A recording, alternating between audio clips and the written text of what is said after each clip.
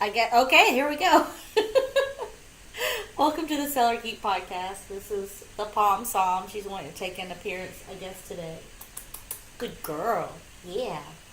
All right. She's going to be hanging out with me. She may hop down and take a snooze, or maybe she'll sleep right here. Okay, maybe she'll stay right there. She has a mind of her own. So today we are talking about Joe Wagner. And before we get into talking about him, let's get into this. What we're going to be drinking. Hard ciders. So this is by Wicked Grove. As you can see, we have Paloma here, Bellini, Mimosa, and Pearsecco. The Pearsecco I've had, and I wouldn't say I love it. I hard like it. It's good for the occasion. I call it a porch pounder or a pool drinker, something for a hot day, something that's nice and light. But, so a little bit about this. So it's by Wicked Grove Cider. It is made by Seattle Cider Company, which started in 2013 up in Washington. They harvest all their stuff up in Washington. This is a gluten-free, in case that's an issue. My friend Haley, that's an issue. So Haley, this is gluten-free. No added sugars. It is a healthier option. I guess like a lot of hard ciders and seltzers and whatnot that are popular and that have been for some years now, it is a healthier version with that keeping in mind. The alcohol percentage is 5%. So you see it right there. Oh, turn 5%. Can you see that? There we go. And that is really comparable to, I looked it up, to Truly and White Claw. Those are both also 5%. Similar to beers, but higher alcohol than beers. So, for example, Budweiser is 4.2%, Yingling's 4.5%, Corona's 4%, and Heineken is 5%. Shockingly, I was surprised by that. So it will get you feeling good. It's like a beer or a hard cider. So we're going to crack into it. Honestly, I'm going to be tasting all four of these. Who knows what I'm going to be talking about by the end of this? Who even knows? When I was looking that up comparatively, I was like, that's more than I thought it was. Because I had the Pearsecco before, and you can drink it so fast. It's so light and refreshing. A little tart, not too sweet. I don't like a too sweet of a drink, so for me, I enjoy it.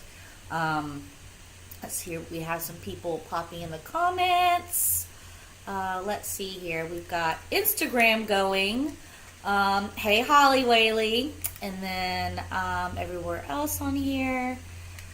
Looks delicious and convenient. It is delicious and convenient. I mentioned that I got these from Aldi's. If I didn't, it's from Aldi's. Crack it open. Let's get to it. Let's see here. I don't know. Was that an ASMR thing? I don't know. Here's a color. This is the Paloma, which it looks like a grapefruit. Fresh and fruity grapefruit cocktail. So yeah, grapefruit. I love grapefruit. I love tart things, so I'm not a sweets person. Talking about price here, okay? So all these, you're thinking it's going to be a good deal, and you are correct. So the Pearsecco you can get in a 6-pack of cans. It's $9 for a 6-pack. Comes down to $1.50 a can. Very affordable. And then, so I went to Aldi's today to see how much the Pearsecco was, because I had previously purchased it. And I saw that they had like a brunch variety pack next to it. And I looked at the flavors, and I was, sign me up. I want to get that. So the variety pack is $16 for 12, which comes out to $1.30 a piece. So a very affordable drink.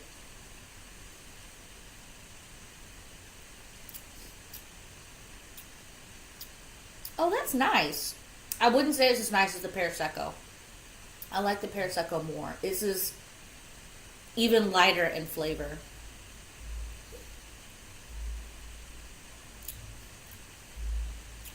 It's nice though. I would say, see, the nice thing I liked about these is they're like a cocktail. a healthy cocktail. I hate to use the words healthy because it has alcohol in it, so it's I don't know. It's a bad. I don't want to use the word healthy, but it sort of is comparatively, right? That's why a lot of people have turned to the hard ciders and whatnot because it's a healthier drink. But to me, if you're having maybe like a girls' night, everybody's maybe starting the new year, trying to lose weight, work out, eat healthy or whatever, you can take some cranberries. This is what I would do. I would go to the store, buy a bag of cranberries, pop them in the freezer, and then pour some of these in cocktail glasses and dump some frozen cranberries in it, float around. I think that would be really tasty and also look really pretty and really easy to do, right? I mean, you're buying a bag of cranberries, dumping it in, and then also just cracking open a can and pouring it in a glass. So a really, really easy cocktail in general. So like I said, by the end of this, who knows what I'm going to be talking about because these are really going to add up. Yes, Haley, they are gluten-free, Aldi's, and very affordable. Okay, let's get into it. I have my cards here. Listen, I'm not going to lie. I can't remember all the numbers, all the statistics, and everything I'm going to talk about, but I don't want to mess anything up. So, Joe Wagner. I, first off, love his wines. He is like a winemaker genius, go-getter. I've talked to him briefly on Instagram and DMs, saying, hey, I'd love to meet you, come out to California to your winery. He's like, yeah, let's drink some wine. Really cool guy, super relatable. I feel like he definitely has a younger approach to wine, which I love. A non-pretentious way of approaching to wine. It's just yummy to drink. Let's crack it open. Let's drink it. He did an interview coming to Nashville talking about, let's eat some Nashville hot chicken and some chilled Pinot Noir. And I'm like, yes, let's do that. That's great. He said that in an interview. So I love his take on it. And I feel like it's very approachable. Now, let's get into who Joe Wagner is. I'm saying his name. I'm holding back what kind of wine he makes. You guys know it. Okay. The big name for him is Meiomi. Let's drop that right there. Most of y'all know what that is. It is a fan favorite. Tons of people go and get it. Meiomi is the brand. So let's just drop that name there. Push it off to the side. And let's add up the timeline of Joe Wagner and everything else that he's done. And I'm sure other things you've also heard of because he is a boss.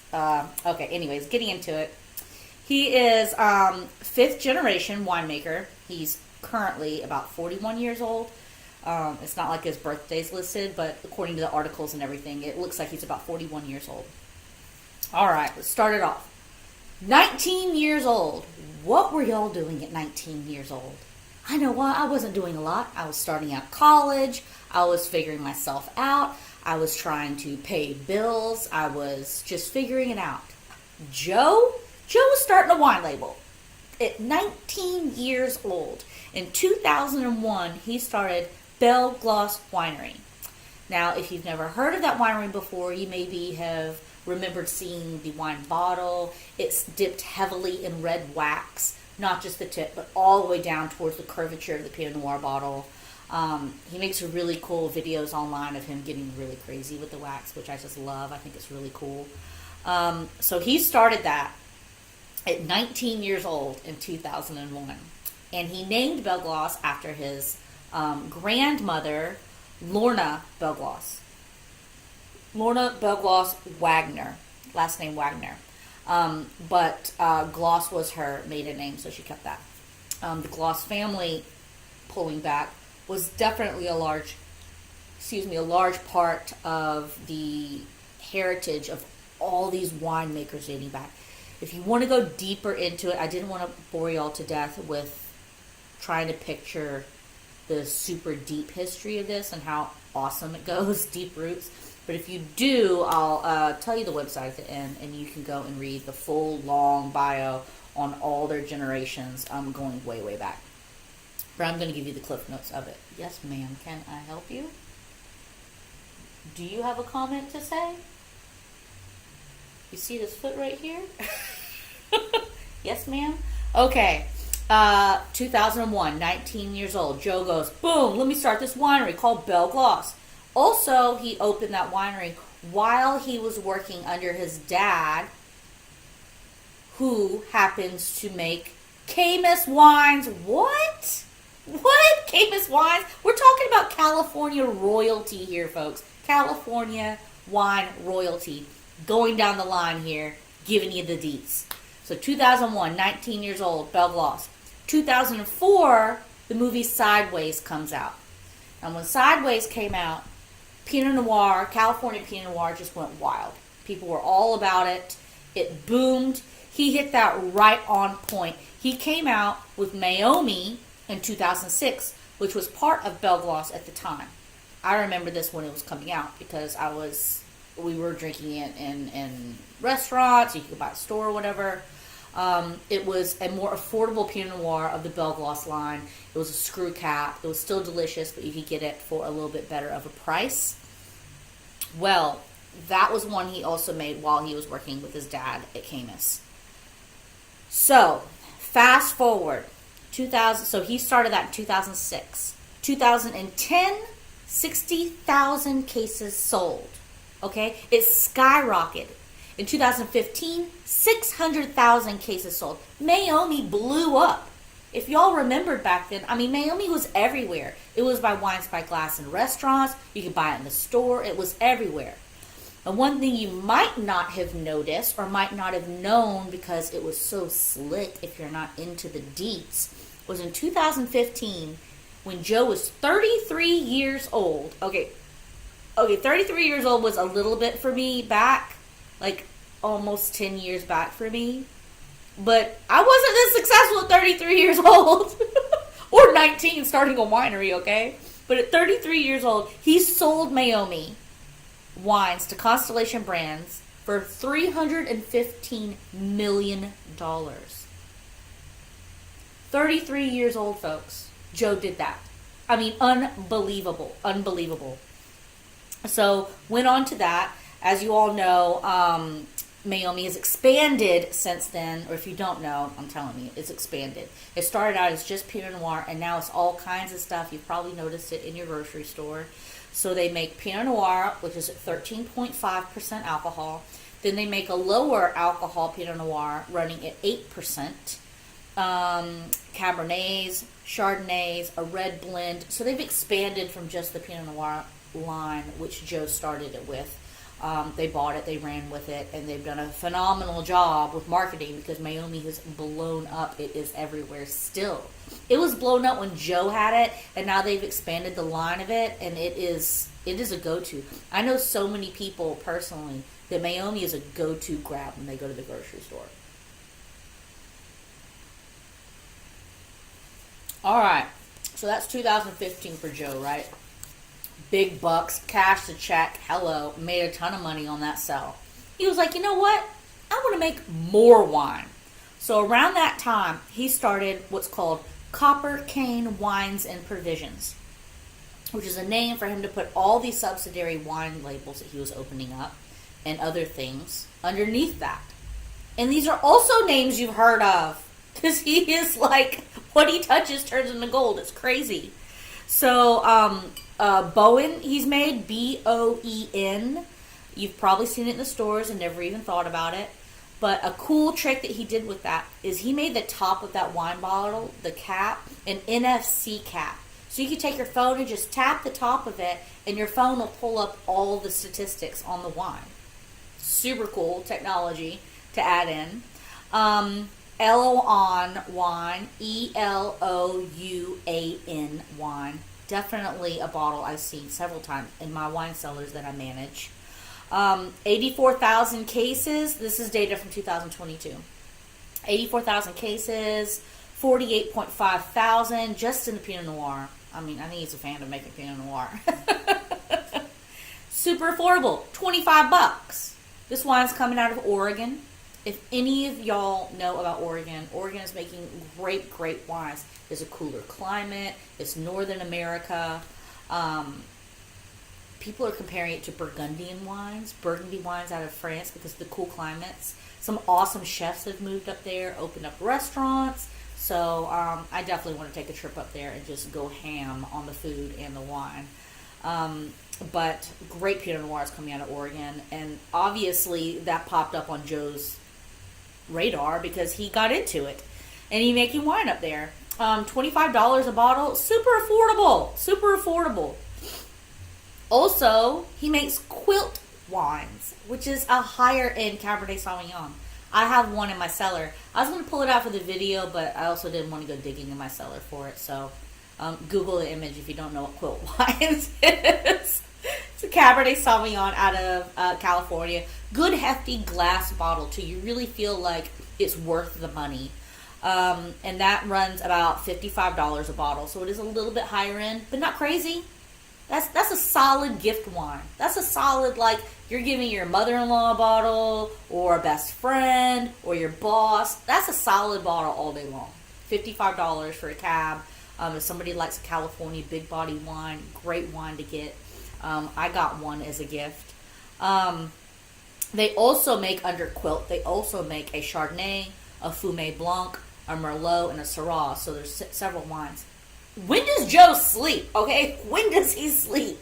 He makes so many wines. It's crazy. I really can't wait to meet him because it's just on paper and learning about him is just absolutely fascinating. Okay. Also, Belglass. Obviously, he started off with that, right? Belglass, Meiomi started off. Those were the base ones. I love Belglass. Absolutely adored. I've adored it for years and years and years. It's a fantastic, big body Pinot Noir out of California. Great expression. Holds up for age. Clark and Telephone was what I started out with. But they also make Las Alturas, Dairyman. They now make a Rosé, a Chardonnay, two things also. I haven't tried those. I've had the Clark and Telephone, the Las Alturas, and the Dairyman in several different vintages. This bottle runs you about $55. Also a fantastic gift. Phenomenal. Just a side note also, when you get this bottle, and I get a lot of questions about this, how do you open a wax top? Get right into it. Get right into it. Take your bottle opener, dig right into the top, and go in for the cork. I believe with Joe's Belglass, there's a little tab you can pull. Not to take the wax off, just to give it a break so the wax cap pops off easier when you open the bottle. So you'll go in for the cork, and when you start pulling it out, the wax cap will break off and just pull right off on top of it like a mushroom. It'll pull right out. No need to sit there and pick it with your nail or a knife or hack at it. No, it'll come out naturally. So, that is Joe in his amazing line of accomplishments. Now, I did mention that he started Belglass and Meiomi working under his dad at Camus. I mean, who hasn't heard of Camus, right? So I thought next, we'll get into talking about the fam, which I said if you want to go deeper into the lineage, you can go on their page, Camus page, and really dig into it. There's an about page on their family, and you get to learn more. Next up, maybe I'm drinking these too fast. Bellini. If you don't know what a Bellini is, it's a peach cocktail. Let's get this one cracking open. There we go.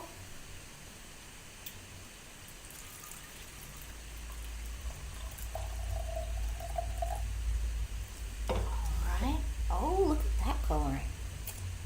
That's nice. It definitely smells peachy. That is lovely.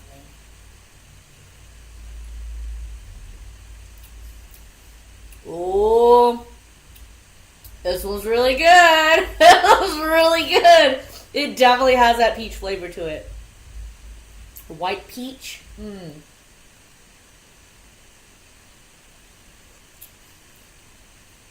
Oh, I think that's the top one. I still have Mimosa and Pearsecco to try again, but that was really good. Oh, that Bellini's really good. Okay, I'm drinking that really fast.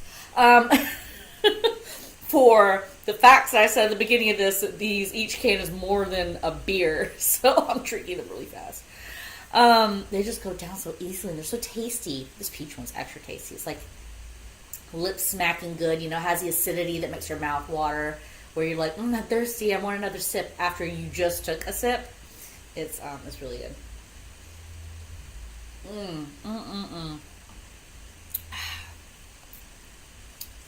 Oh, yeah, so much easier than trying to dig at it. Yes, absolutely. So, here we go. Into the family. So, 1850s, they immigrated from Alsace, France, and they got into agriculture. Now, like I said, you could dig in more into the family. I didn't want to bore you guys, but there is marriages and family and children and whatnot and how that goes. So you have the Wagner family, but you also have the Gloss family, and there was another piece of a family dating back to where it started. And I mean, they dated way back on buying tons of acreage, growing grapes, farming them, working at some of the really great wineries that I know of back in the day, this family line. So I think the 1850s immigration really goes back to the Wagner line. So they immigrated in the 1850s. They did a lot of agriculture, grape agriculture from what I read into. So it was actual wine agriculture, not like farming agriculture, even though you call graping farming agriculture. So to start off where we are now, where Joe is, where he started from, where he got from, goes back to his dad, Chuck Wagner. And Chuck is still alive today. He was 19 in 1971. What is with this family in 19 years old? I read this and I was like, they were both 19 years old? That is crazy. I mean, 19 is so young. That's like right out of high school. Anyways, old Chuck showing his kid what to do. So Chuck, at 19 years old in 1971, his parents, Charles Wagner and Lorna Bell Gloss Wagner, remember I mentioned her earlier, as a grandmother of Joe, came to Chuck and was like, hey Chuck, you think you want to start making wine with us? And Chuck's like, yeah, sure, why not? Let's get into it. I'm 19, hardworking, let's start making some wines. And, knocked it out the park. 1972, first vintage of a little winery called Camus Vineyards. Hello? Who does that? Is there an owl in the room? Who does that? That is unbelievable to me that they just started making wine. This kiddo, 19 years old, started Camus Vineyards. Fast forward, his son, at 19 years old, starts Bell Gloss and Mayomi. And then just, some years later, at 33 years old, he sells it for, what was it, $315 million? $315 million. Unbelievable. Listen, this isn't the only winery that sold, okay? We could get into it with all these others that have sold as well to these conglomerates. I mean, more power to you. Cash the check. I've heard people in the wine community argue about it and say, oh, I can't believe they sold out, or they're not standing behind their brand, or why not stick with it, and all this. Okay, people, okay. Let me slide a check across the table for $315 million and see how quickly you hold to your baby and want to keep it. Why not sell it and start other projects, just like Joe did? He started all these other wine projects. He sold it and he moved on. A lot of other people have done that too. Orange Swift did that. I'm not going to get into the other ones. There's a lot of other people that have done that. A lot of wine brands have sold for millions and millions of dollars to these conglomerates. And more power to them. These winemakers started these brands, built them up, and then sold them for a ton of money. I mean, that is the dream. Who wouldn't want to do that? I wish I could do that. I have no negativity towards somebody selling their wine brand. Make the cheddar, move on to another project. Anyways, this family is just knocking it out. Hey, Anita. So at 19 years old, apparently that's the age that they just start making awesome wines. So Chuck did that with Camus Vineyards. Now, in what I read, I don't know how involved Chuck was comparatively to his parents in Caymus Wineries. I do know that he runs it now. So I don't know how involved he was at that age compared to Joe. In everything that I read, he pretty much started it. So, but Chuck runs Caymus now and has been doing it. You have the Wagner family of wines. I looked this up, so it's amazing. So, Joe has brothers and sisters. Joe Wagner has brothers and sisters, and two of them are heavily involved in the family line. So he has one brother called Charlie, the oldest brother, and then a sister called Ginny. So these are the wines that are involved with the Wagner family of wines. What a name. Caymus. We all know Caymus. Sea Sun. Bonanza.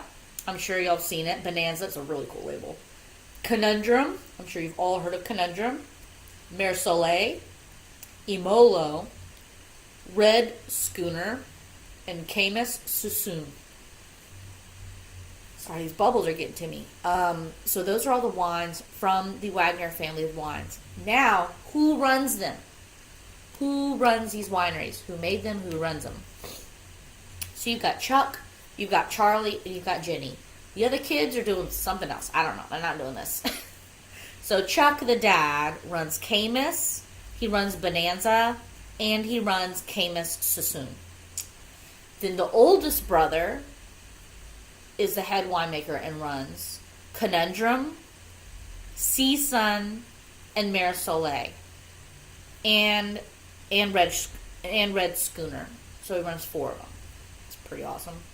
And then Ginny is knocking it out the park with Emolo, which I see a lot on wine lists and restaurants. Emolo. I'm very familiar with Emolo. I've had it several times.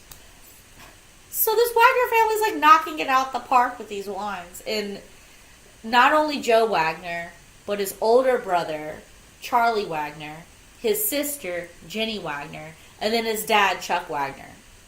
I mean, I feel like if I go to the Napa Valley, the Wagners are just running the place. I mean, it's like amazing. Amazing family. And I point this one out for this episode because it's a homegrown family. It's California. They're wineries that probably the everyday person has heard of. They're pretty popular wines. This isn't rare, okay? This is amazing. Joe's amazing. Props to him. I'm not trying to ding it at all. But family lines that are making wines are worldwide. All over you'll hear of this. Generations and generations and generations. Just like anything else. A tailor, a bricklayer, a plumber. These trades are normally passed down in generations on children and grandchildren and whatnot. It's the same thing with the wine industry. People teach them. They grow up in the wine world. They learn it at a young age. They have things passed down to them. They have businesses passed down to them. So this isn't rare for this scenario to happen. However, it is still awesome. And it's in our backyard. It's here in the United States, in California. And they're doing an amazing job. So I just want to point that out. Now, let's head on back. Let's jump on back here. Go back to Joe. And remember that lineup that I told you about. The Copper Cane Wines and Provisions. Let's think about that. Wines and provisions. I mentioned the wines. Did I mention the provisions? No, I didn't. So the provisions are spirits that he came out with quite recently. They're brown spirits. The one that really jumped out at me was an apple brandy. Ooh, I got some apple brandy. Let me get all my facts for this now. So it's called Bishop's Eden. It's an apple brandy. And I personally love Calvados. Calvados is amazing. It's an apple brandy. It's a liqueur made from a fruit, just like wine is. Not that wine's a liqueur. It's a bad example, maybe. Grappa. Grappa's a liqueur. It's made from grapes. There's lots of different things that are made from grapes that are a liqueur. The brandy, liqueur. But this one is made from apples. and it is an apple brandy. Now, the cool thing about this, I feel like, and I don't know if he got into this when he was thinking about adding this to his 1, 2, 3, 4, I think there's five total liquors that he added to his line. Because there's an apple brandy, and then there was a regular VSOP brandy, and then 2 bourbons and 1 other. So I think there was 5 total that I saw. But I digress. The Bishop's Eden is really what caught my eye, because I'm a Calvados fan and I love apple brandy. Hey Vanessa, thanks for tuning in. So, apple brandy, let's get into it. I wonder how many of y'all actually had apple brandy as I start to talk about it. We're going to dig into American history with this guy. So, like I said, I don't know what Joe was thinking about this when he added it to his portfolio. And maybe he was paying homage to the American history. But there are apple brandies made across the world, and they're called different things. And I'm sorry, one of these I did not look up the pronunciation of, so hopefully somebody Swedish isn't on here and knows that I butchered it. So, one is Calvados, as I mentioned. That's from Normandy, France. That started in about the 19th century. Actually has some Calvados in our bar area right now. Another one is Switzerland, also about 100 years old, called Batzi. B-A-T-Z-I, and the A has 2 dots above it. I think it's Batzi. And then the other one that I looked up, interesting enough, was called Applejack. Applejack was made here in the United States in the late 1600s. Okay, let's reel it back here. Let's talk about our history a little bit. Maybe y'all don't remember what the 1600s was like here in the United States, okay? So, apple brandy, called Applejack back then in the United States, started off with a Scottish immigrant distiller called William Laird in New Jersey. Now, in 1698, he actually starts making it, like selling it, making it. And within 150 years, New Jersey was covered with Applejack distillers. It hit a boom. It was going crazy. So let's think about this for a minute. You've got European colonization starting in the 15th century in the United States. So I said Applejack started in the late 1600s. European colonization started in the United States in the 15th century. Okay, so there's people here. Obviously, it's talking about an immigrant. Now you go into, when were the 13 colonies formed? They were formed in 1760, but started forming in 1600. So when Applejack was being made in the late 1600s, we're on the precipice of all the 13 colonies being formed and migration coming in and those cities being built. I mean, what an amazing time.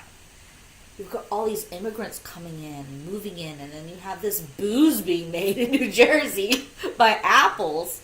It's really interesting to think of. I mean, I don't know, just imagining New Jersey, New York back then, and so many hard workers, and then you had this Applejack being passed around and sold. It sounds really cool. Anyway, so you've got 1698, he started making it, okay? And then it says 150 years from there, New Jersey was covered in Applejack makers. So that runs you about 1850. Okay, that end of that is 1850. What was going on in the U.S. around 1850? Oh, a little something called Civil War. The Civil War of the United States was going on from 1849 to 1865. So, the 13 colonies were being made. Civil War broke out in 1850, right at the height of Applejack being covered over New Jersey. A lot of very happy coal workers probably coming after work and stuff. So, you get into that. And then, in 1780, descendants of the Scottish immigrant founded Laird and Company. Applejack grew in the U.S. Cocktail-wise, which is quite interesting. Thinking way back then, and you had bars making cocktails. I don't know. I start thinking about speakeasies and the old school cocktails and Prohibition days and the short glasses, the coupes, and I just love that kind of situation. And that really lines up with what I'm about to say. So, the U.S. cocktails boomed in culture with Applejack. In the early 1900s, cocktails like Jack Rose were being made. And they were all the rage. You imagine going in and saying, I'll take a Jack Rose. That sounds so cool. Anyway, so all these cocktails being made with this drink was really booming. Now, that was in 1780. The cocktails with Applejack were booming in the early 1900s. When was Prohibition? Prohibition was 1920 to 1933. Ooh, the tides turn. Applejack moved up through the 13 colonies being built, through Civil War, and was booming all the way up to Prohibition? This, I'm telling you this all for the first time. I was learning all this too, so this is all really interesting to me as well. Before we get into Prohibition, let's try this mimosa one.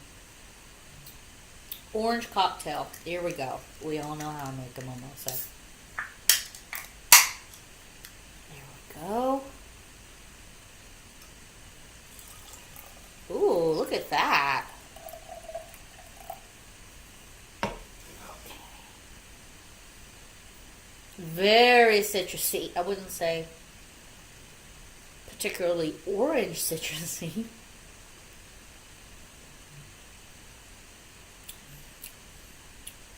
Oh, that's lovely too. That is good. That is really good.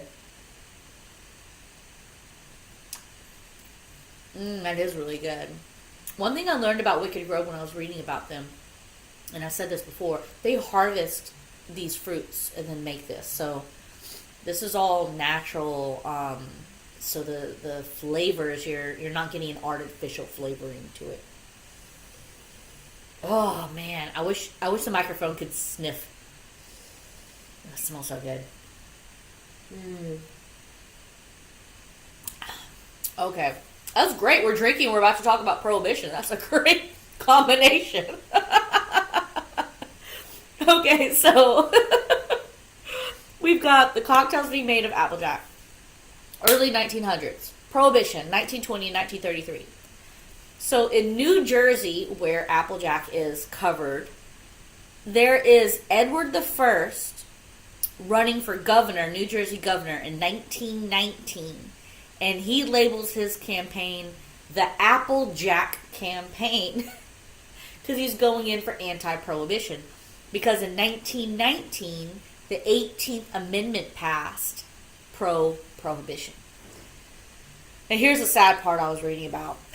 And it's been a while since I dug into Prohibition and the history and everything. And that wild, wild west time, it was people feeling like they were cleansing the country with this evil thing called alcohol. So keeping that in mind, this wild, wild west time of a lot of the citizens of the United States, these 13 colonies and the Wild West and whatnot, feeling like they are just cleansing people of this evil demon. So prohibitionists went and chopped down all the apple trees. I couldn't believe it. They went through, these people that were pro-anti-drinking, went through and chopped down the apple trees. So Applejack could not be made anymore. Now, you get through this Prohibition time, and the apple trees are chopped down. The craze of Applejack has went through. Other things have went up, moonshine and whatnot, and the illegal things were being made. Applejack fell by the wayside. However, like a lot of things, apparently it's making a comeback. Applejack, apple brandy. I hope they bring the name Applejack back because that sounds really cool. Maybe they won't be able to because of Applejack cereal. The name, I don't know. It sounds really cool. But there is a comeback with it. I really wonder, and I said this before, I wonder if Joe thought this through and thought ahead on that and thought, I'm going to bring this apple brandy because I foresee a boom in apple brandy coming along. I don't know. I mean, I am a Calvados fan. I have been for a long time.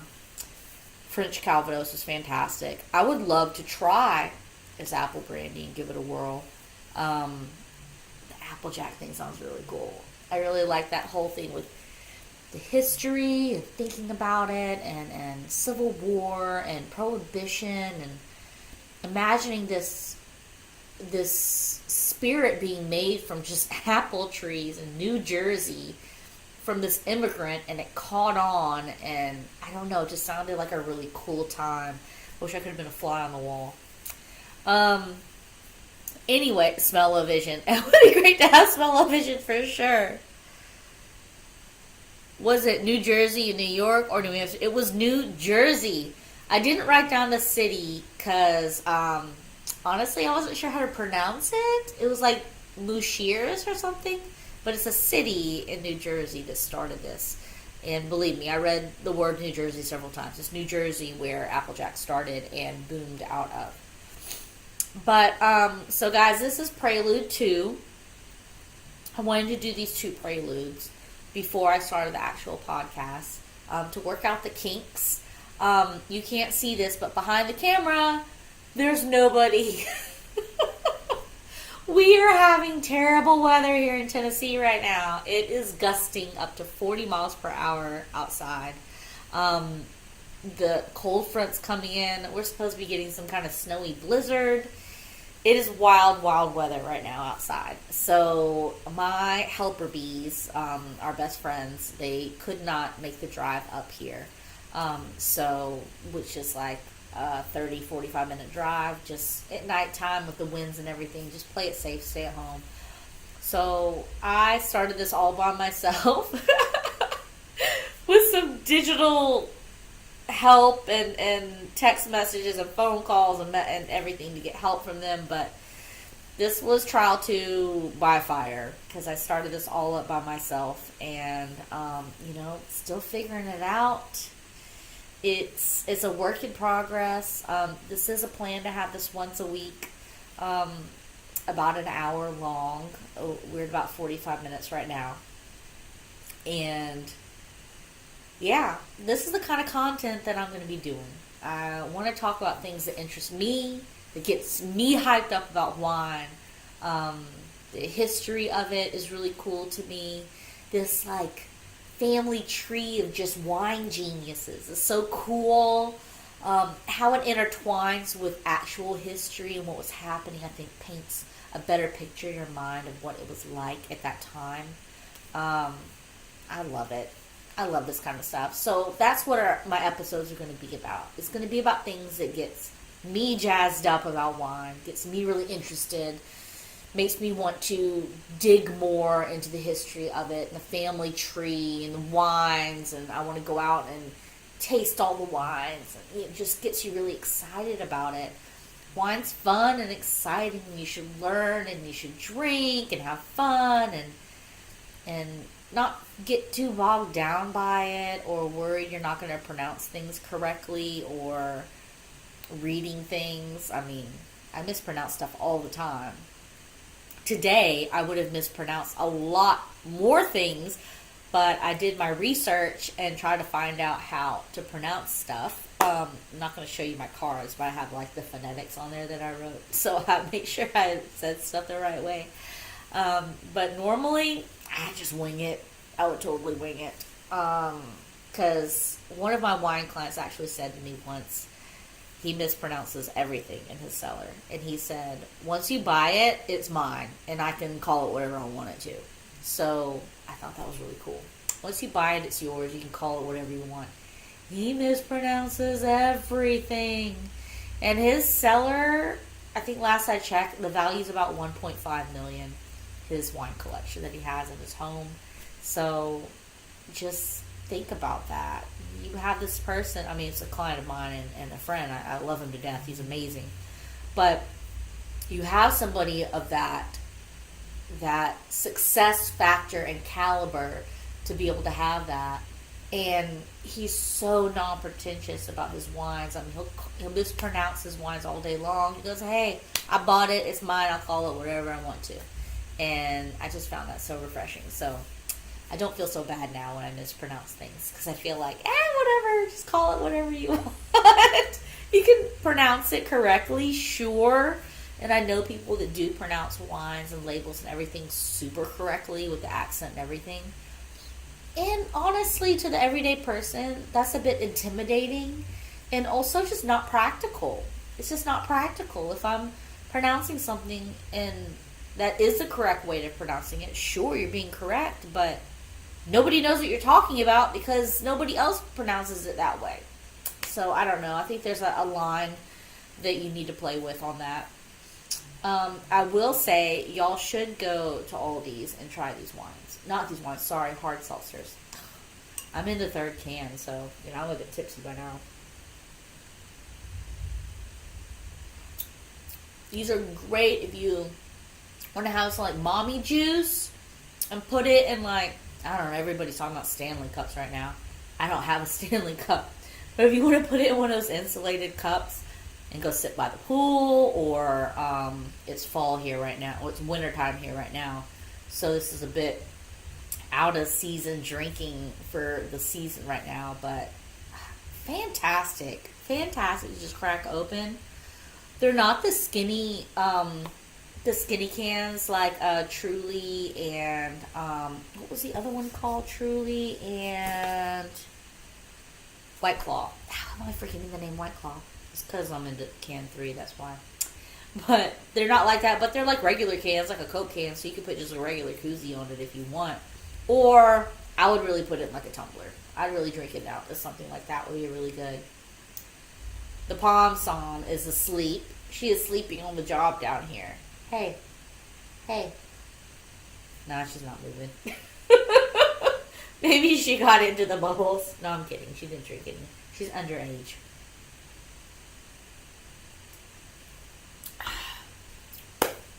I have to, we have 10 more minutes. I have one more can. No, I have not finished all these cans, by the way. I'm not downing every can, but I do want to make sure and taste them all on camera. So let me get the Pearsecco open so you guys can hear what it compares to side by side. I think right now, my top one's the Bellini. That peach one was so good. I'm mad that they're not selling it at Aldi's with just the peach one, because that was so yummy. And these are so affordable, guys. These are $1.30, $1.50 a can. Like, that's super affordable. They're not going to get you really crunk, really crazy. They're not super high in alcohol, but they're comparable. They're the same as a hard seltzer can and a little bit higher than a regular beer. And to me, I would rather drink these than a beer all day long. I like yummier drinks now than I did when I was younger. Younger, I'd be like, oh, I love a Hefeweizen or an IPA or a craft beer. I loved beers when I was younger. However, now that I've gotten older, beer just hits me differently. I mean, the acidity in it, the carbonation, it makes me feel super full. So I've changed the way I've drank from when I was younger, and I would say if anybody's looking for a beer alternative or something just yummy to drink, these are really yummy and super affordable. And I feel like there's Aldi's like everywhere, so somebody could probably get them anywhere. Alright, guys. Last one. We got a little bit more time. This was the Pearsecco. Can you hear me? My nose is getting stopped up. That also happens when I drink alcohol now. It gets hard to breathe. So I don't know why.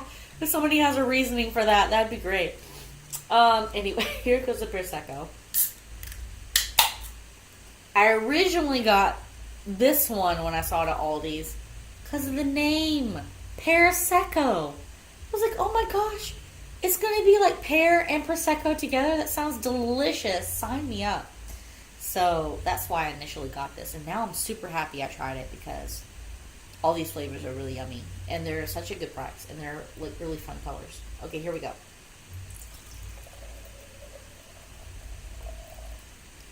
Oh, I would say very similar coloring to the mimosa.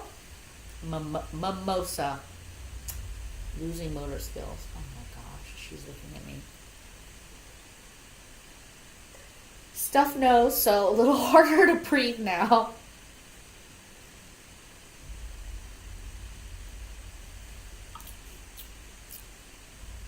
Oh, comparatively, so much more tart right off the bat.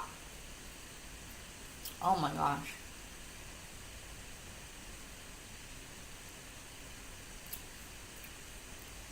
Oh. Okay. I know I'm making a horrible face. The other ones are a lot sweeter.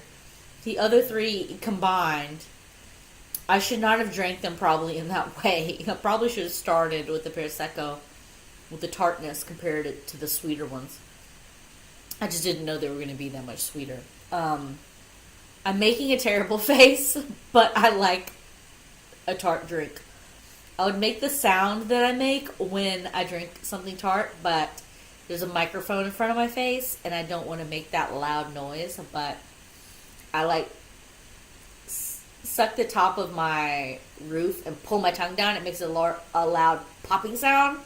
So I normally do with something sour or tart. So, but I don't want to do that. It's probably going to come off super loud in the microphone.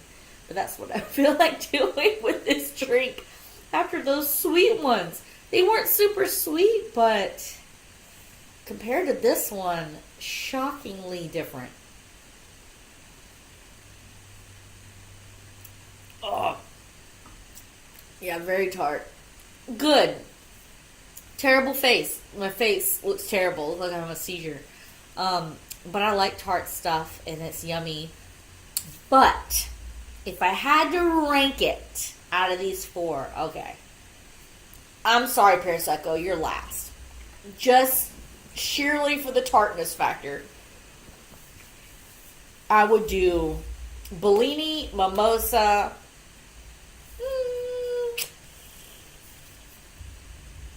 I don't know, like grapefruit really didn't have anything much to it. Let's do Bellini, Mimosa, Pearsecco, and then the Paloma, the grapefruit.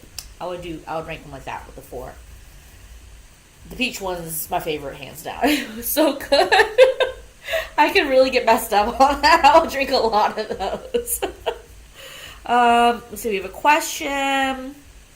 Would you get the same experience out of the can, or should you actually pour it in a glass if you purchase these? I don't know. Let's drink out of a can. Let's see. I would say out of a can's fine.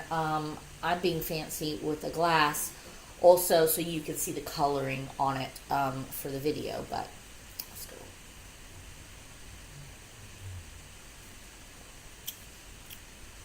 Perfectly fine out of a can.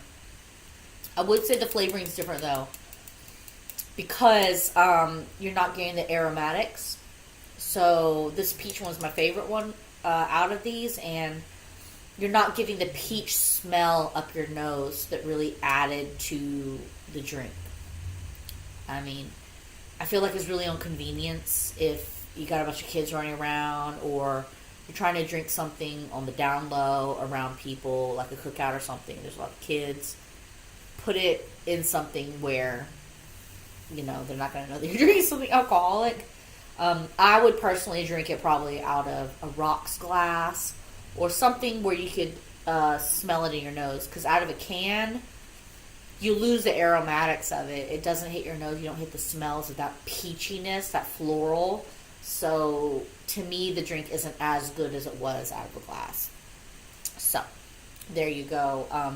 Haley Patrick Frazier on Facebook, a.k.a. my best friend. Okay, here we go. Bubbly in a cookout, yeah. I don't know about you, but normally cookouts consist of a bunch of kids running around, games, craziness. You're hot outside. You're probably in some uncomfortable conversations with people.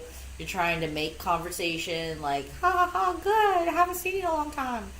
Add alcohol into that, and all that will go along much easier. Um, love my face. Thanks, Anita. Is it my tart face? Is that the face that you liked? My scrunched up face. I don't know. I'm holding the can now. Hold the glass. Be a classy lady. Okay, guys. So it's almost done. It's 7:57. Holy cow! I can't believe this hour went so fast. I really thought that I wasn't going to be able to do it. But look at that. Here we are. Really quickly before it ends. So this is a weekly podcast, 7 p.m. on Tuesdays, live, and then I'll post. The video will be on my YouTube channel, the Cellar Geek. Please subscribe, please like, please follow. I have 3 different streaming platforms for video. Live on Instagram, the Cellar Geek Podcast, Facebook, the Cellar Geek, and then YouTube, the Cellar Geek. Today I'm also going to learn how to post audio. Hopefully Timo can help me. Maybe that'll be another day. I feel a little inebriated right now. But to say that, it is a weekly podcast. This is my Prelude 2. Next week will not be the first episode. I am having surgery on Monday, actually, and so I don't feel like I will be in my right mind by Tuesday to be able to speak on camera. So we're going to play it by ear. I'll let you know, I'll keep you updated. Hopefully I will be sustainable by a week after to be able to be on camera again, and I will be off like painkillers and stuff is the hope. So I will keep you updated. Possibly I won't be drinking alcohol in the first episode if, I don't know, I'm not supposed to medically or something. I don't know. I'll find out more, I promise. And I will keep you updated, and I will announce when my first episode will be released, and then we will start on a weekly. I wanted to get these 2 preludes out first to really work out the kinks. So there we go. There's the update. I'll let y'all know. If you have any questions, DM me, follow. Thank you so much for watching, and peace out, people. Bye.